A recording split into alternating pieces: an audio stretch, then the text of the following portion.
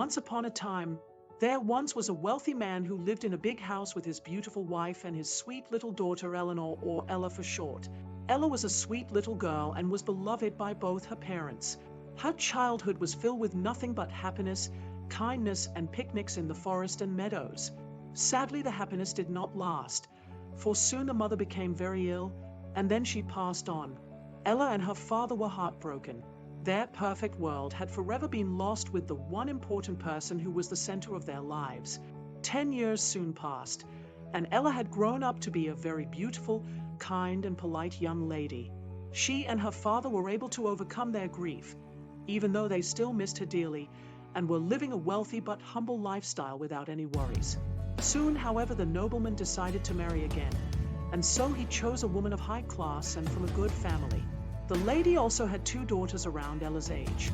This made the nobleman happy, for he was sure that his wife, her 2 daughters, and Ella would get along very well with each other. Unfortunately, the lady and her daughters were heartless, vain, selfish, and materialistic creatures and only cared about themselves. When they saw Ella and how beautiful and polite she was, they hated her immediately. Ella's new stepsisters hated her the most, mainly because she was beautiful and they were not. Does this brat think that she is better than us? They snapped in a rage. We will teach her not to be so insolent. First, they took Ella's fine clothes and jewelry, and only gave her a dirty gray dress and old worn-out shoes. They then took over Ella's bedroom and made her sleep in the cold, dark attic. Finally, they forced her to work. They made Ella clean, cook, wash, or anything they could come up with from the early morning to late at night. Although the change in her life was unexpected, Ella didn't once complain. It wasn't going to do anything, for her father was too afraid of her stepmother, and he was worried that she may hurt Ella more than she was doing now. Sometimes, however, the abuse was too much to take. So Ella would go to her mother's grave and talk about her problems and cry until she was feeling a bit better. One day, when she was done working, Ella was sitting next to the fireplace, letting the heat soothe her body. Her stepsisters walked in on her and began mocking her as usual. "Look at the little princess now." The stepsister in pink laughed. "Not so proud now, are we?" "Dear sister," said the stepsister in yellow, "she's covered in cinders. We should call her Cinderella. It suits her perfectly." And from that point in her life, she was called Cinderella. A few years had passed, until one day it was announced that there would be a ball for the prince, and all the maidens in the land were invited to attend. In Cinderella's household, there was a buzz of excitement. Each stepsister quickly began to demand the best-looking dress money could buy with the approval of their mother.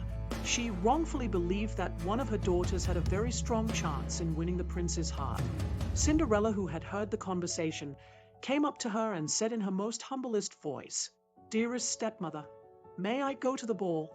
The stepmother gave the look of disgust. "Absolutely not. We can't have someone like you embarrass us." Still, Cinderella pleaded, promising that she would finish her chores in time for the ball. So the stepmother made her choice. "All right, you can go," she said with a smirk, "only if you can finish your chores and if you can find yourself a dress to wear." Although Cinderella was a little confused about her stepmother's behavior, she was happy that she could go. As the days passed closer to the ball, the stepsisters worked Cinderella to the bone. They were so determined not to let her go to the ball that they forced her to do the toughest and the most useless of tasks from early morning to late into the night so that she would be exhausted. Still, Cinderella was determined. Every night after she was done, she worked on the dress that she was going to wear at the ball. Finally, the night of the ball arrived. The stepsisters were dressed in their best gowns and ready to meet the prince. Cinderella was nowhere in sight, and that made their mother happy. "Wait, please wait.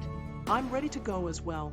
The stepmother and the stepsisters turned to see Cinderella in a ball gown that her mother once owned. Although simple-looking, Cinderella was still more beautiful than both her stepsisters. The stepsisters, seeing how beautiful Cinderella was, snapped. They attacked her in a fit of jealousy, slapping, pulling her hair and ripping up the dress that was her mother's until it was nothing but rags.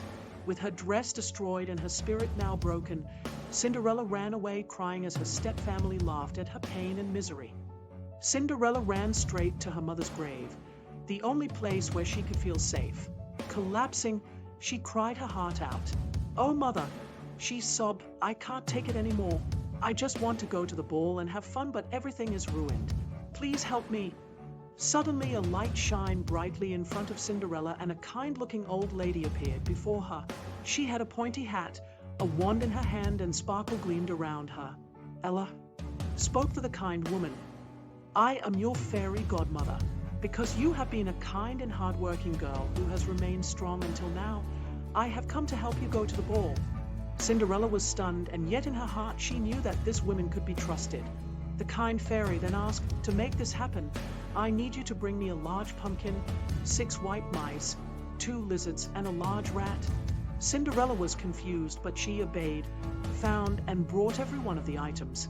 Then, with a wave of her wand, the pumpkin transformed into a beautiful gold coach, the mice into white horses, the lizards into footmen, and the rat into a fat coachman. And now for the gown. Cinderella's godmother then waved her wand at Cinderella, and Cinderella's ruined dress transformed into an elegant ball gown of the color of moonlight, and on her feet was a pair of glass slippers. "Now you are ready," the fairies said, "but I must give you a warning. When the clock strikes 12, everything will change back to their original forms.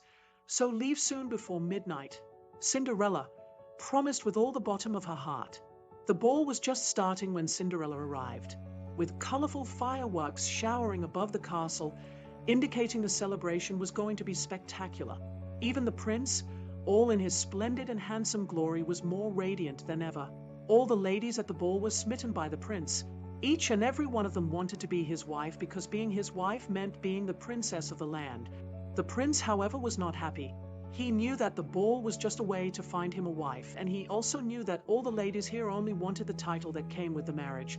Suddenly a hush fell around the ballroom, and everyone turned to the staircase to see the most beautiful lady. It was Cinderella, yet nobody realized it was her, not even her stepfamily. They all thought she was a princess. Then the prince quickly made his way to her. He bowed politely to her and said, "Dear lady, may I have the honor in having this first dance with you?" Cinderella, slightly surprised but happy at his gesture, said yes. Soon Cinderella and the prince danced like two swans in a pond in love. Everyone saw and was amazed by the elegance and grace that couple was brimming with. All the young ladies watched with envy, but the stepsisters were extremely jealous. "Who is that sneaky little witch?" they snapped to themselves. "She thinks that she's better than any of us." But Cinderella was only thinking about how happy she was in ages and how fun she was having. And the prince was thinking how different she was from other noble ladies and how beautiful she was inside as she was outside. And soon, Cinderella and the prince slowly but surely fell in love. Suddenly the clock started to chime. Everyone turned to see that clock had struck 12. "Oh no," thought Cinderella. She was having so much fun that she'd forgotten about her godmother's warning. Cinderella made a dash toward the door. She was so focused on leaving that she didn't hear the prince calling her. "Wait, I didn't even ask for your name yet," he yelled. Even when she stumbled and lost her glass slipper on the grand stairway, Cinderella did not stop running. Cinderella made it to the carriage and they sped off quickly. The coach was almost out of the woods until the last stroke of 12 struck and everything transformed back to the way they were, including Cinderella's beautiful gown. Although it was all over, Cinderella was happy. She had the most happiest time of her life and would now cherish her memory at the ball forever. The next day nothing much had changed. Cinderella was still working like a lowly housemaid and the stepfamily was still cruel to her. "Look at that dirty little creature," the stepsisters said as they laughed. "Imagine if she was at the prince's ball." Cinderella, however, was not hurt by their cruel words, for her heart and mind was only thinking about the kind prince and the wonderful time she had with him. Suddenly the stepmother burst through the doors with excitement on her face. "My beautiful daughters," she panted, "I have the most wonderful news. The prince is looking for the maiden he danced with the wish to marry her, and he will only marry the one who will fit into the glass slipper that she left behind."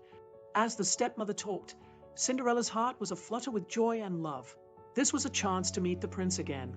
Without missing a beat, she quickly rushed up to her room. Closing the door, she sat down at her desk and pulled out a glass slipper. Only one glass slipper was all that remained. If Cinderella could show this, then she would be able to prove it was her. Suddenly a click was heard at the door. Her stepmother had locked her in her room, for she was not going to risk Cinderella trying on the slipper and becoming the prince's wife. "Oh, please don't do this to me. Please," Cinderella pleaded, but they were ignored by the cruel woman. Soon the prince's herald arrived at Cinderella's house. "Dear sirs," the stepmother greeted the royal courtiers gleefully, "these are my daughters. They were at the prince's ball, and I am certain that the glass slipper will fit one of them." The oldest stepsister first tried the slipper, but the shoe was too small. The youngest stepsister was next to try the slipper, but her foot was too long. Both girls were heartbroken, but their mother was even more unhappy with the outcome. "Before we go, are there any more young ladies in this household?" asked the head herald. "No," the stepmother lied, "just my two beautiful daughters live here." "Wait," yelled Cinderella's father. "My daughter hasn't tried the slipper yet." "Shut up, you," snapped the stepmother angrily, but he didn't care. He finally decided to stand up to her cruel treatment for Cinderella's sake. Before the stepmother could do anything else, the head herald asked, "Where is this daughter, and why is she not here?" "Oh, she's just a dirty servant girl," snapped the stepmother, "and besides, she wasn't at the ball anyway." "Nevertheless," he interrupted, "you are to bring her here so she can try the slipper." Having no other choice, the stepmother guided the head herald to where Cinderella was locked up. After unlocking the door, Cinderella stumbled out, shaking and crying with relief. Finally, Cinderella was ready to try the slipper. The stepmother had no choice but to pray that the slipper wouldn't fit.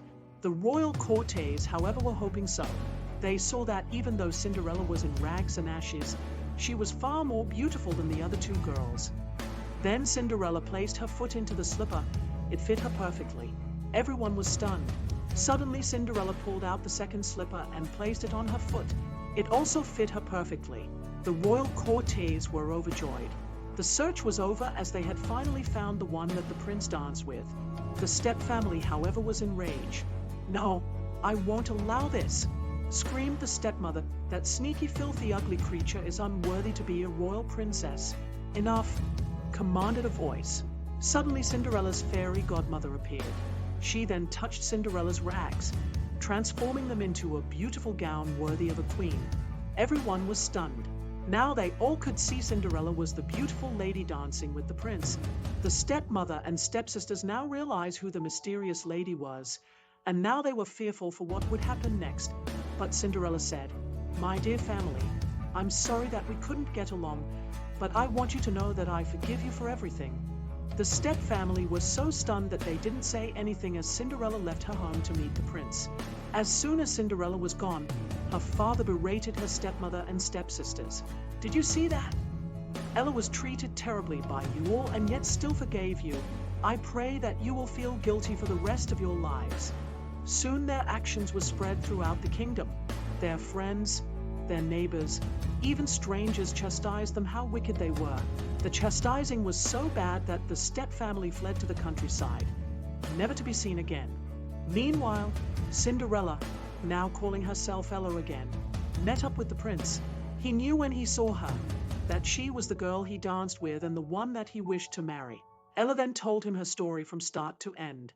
When she was finished, the prince said, "You are the most kind, compassionate woman I ever met, and makes you worthy to be my bride."